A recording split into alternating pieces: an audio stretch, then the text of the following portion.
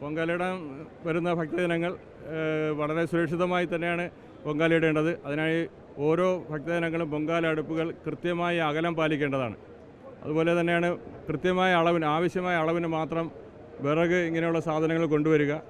ഇന്ധനങ്ങളായിട്ടുള്ള മണ്ണെണ്ണ, പെട്രോൾ, അല്ലെങ്കിൽ sanitiser, perfume എന്നീ സാധനങ്ങളൊന്നും പൊങ്കാലയിടുമ്പോൾ കൊണ്ടുവരാതിരിക്കുക. ചെറിയ കുട്ടികളെ പൊങ്കാലയിടുന്ന സ്ഥലത്ത് നിന്നും ഒഴിവാക്കുക കഴിയുന്നതും. അതുപോലെ തന്നെ എല്ലാ ഭക്തജനങ്ങളും കുറച്ച് വെള്ളം, ഒരു ബക്കറ്റിലോ പാത്രത്തിലോ ഓരോ ഭക്തജനങ്ങളും കുറച്ച് വെള്ളം കരുതിയിരിക്കുക.